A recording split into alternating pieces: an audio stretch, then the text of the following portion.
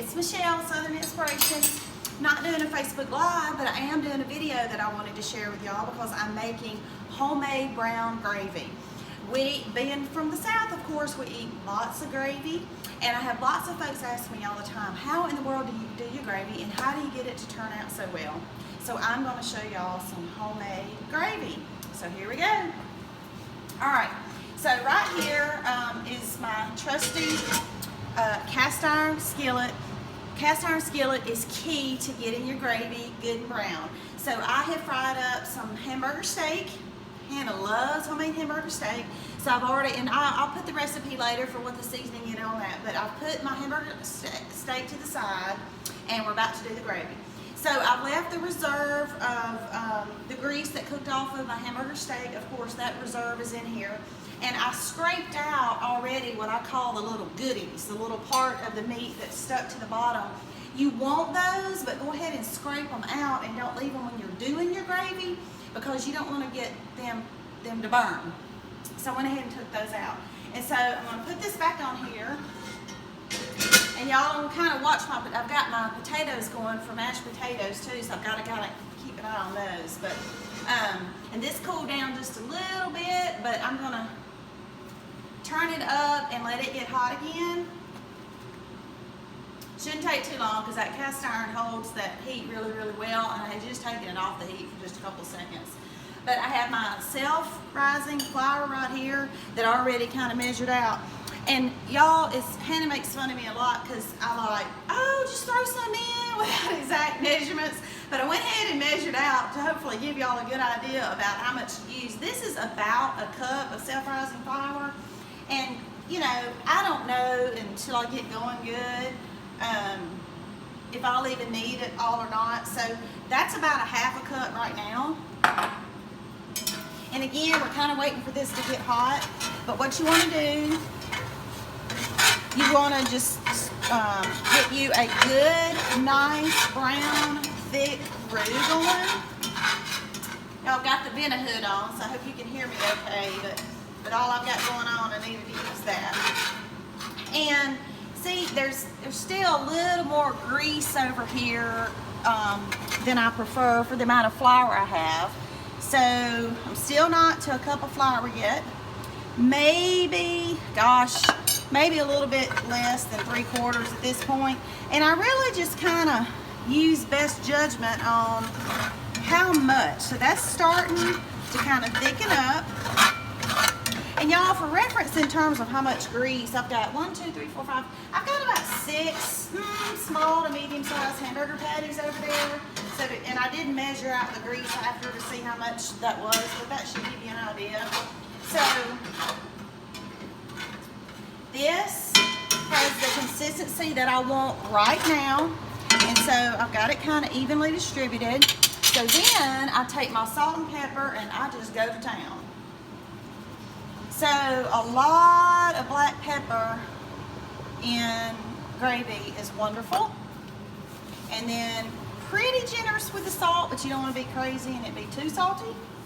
And we'll taste this. I always have to do the taste test, the finger taste test. So stir, stir, stir. And then leave it alone for a little bit, just a little bit because it doesn't take long. In the meantime, you want to get hot water ready. And I already have some ready. So right when I'm going to start my gravy, I always just turn my hot water on and let it get good and hot. And then I just get me a nice cup full. It doesn't have to be a measuring cup. A lot of times it's just a big plastic cup. Honestly, the closest thing that I can find to grab. I think I let it get a little cool on me, so I'm going to have to let it get hot again. I'm going to let that get hot again just for a second. And then we're going to go back over here and stir this. And again, it's, you want it to get pretty brown, but there's that sweet spot to where between brown and burnt. And you don't want it to have a burnt taste. So you want it to get as brown as possible without tasting burnt, if that makes sense, to have a pretty good brown color. So y'all, it's getting real close to that. And so my water is nice and hot again. And I leave it running because I never know how much I'm gonna need, okay? And now I'll mention my heat is on like a medium high, so I'm gonna turn it, or actually it's on high. I'm gonna turn it down just a little bit. I'm gonna start my water and I'm going to stir like a nut. I mean, I'm gonna stir like crazy. Stir, stir, stir, stir. And you'll be able to tell, and then I'm gonna cut my heat down again. You'll be able to feel, get a feel of it from your spatula if you are getting all the, like the little lumps out and how thick or thin it is. And so, depending on personal preference, you add water, more water or less. This is really real close to the consistency that we like. So you notice I just stir, stir, stir, just keep on stirring. And you don't want it to like stick to the sides, start getting too thick and stick to your sides.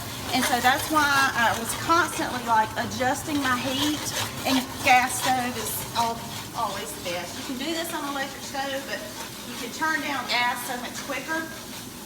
So I'm really excited to have a new pretty gas stove. So I can settle down a little bit on my stirring. However, it's still it's still cooking pretty fast. So I'm going to turn it all down, okay? Turn my water off over there because I didn't need more water. I'm going to add just a hair more water, just a little bit. I don't want it too thin, but I don't want any thickness over here sticking on the sides. And do y'all see all the little brown goodies down in there? That's just a nice, creamy, brown gravy consistency. And I've got to taste test it, and I have to taste test it with my finger. So I'm going to wash my hands again. I don't ever do any double dipping. Hannah's showing that gravy over there. Hannah is a good videographer. Thank you, Hannah. Okay, so I wash my hands real well. Here we go. Wash my hands real well, and I'm going to do the taste test. Stick my finger. I think it needs a little more salt. Put a little more pepper. Not much. Stir it again. Okay. Oh my gosh.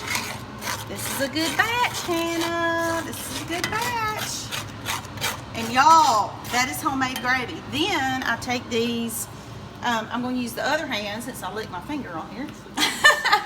I take these hamburger steak and put them in there and flip them over and get them covered on both sides.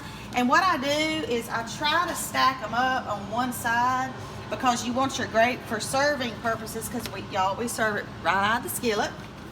I need to rinse this hand off again so I can touch that. Okay. So I try to stack these. I want to cover them in the gravy, and then I stack them over here because we want that gravy spoon to be able to reach to scoop a lot of that gravy out over here. So I get those coated real good in gravy, stack them up over here, okay? And then all my little goodies, my little crunchies, I just dump back in there, just dump back in the gravy. So get this one, flip it over, stack it over here. This one, flip it over, stack it over here. And so, and I've got it down on really, really low heat, because all you want to do at this point is keep it warm, because the hamburger steak's actually already cooked. So then, where'd my lid go? I take my lid and put it on there and just keep it warm. And then I'll finish my mashed potatoes and we'll have a hamburger steak, mashed potatoes and gravy. So that's how you do gravy. I'll post a recipe later. Oh, did y'all see my new apron? Love my new apron. Very excited about it. So I'll see y'all next time. Live life, y'all.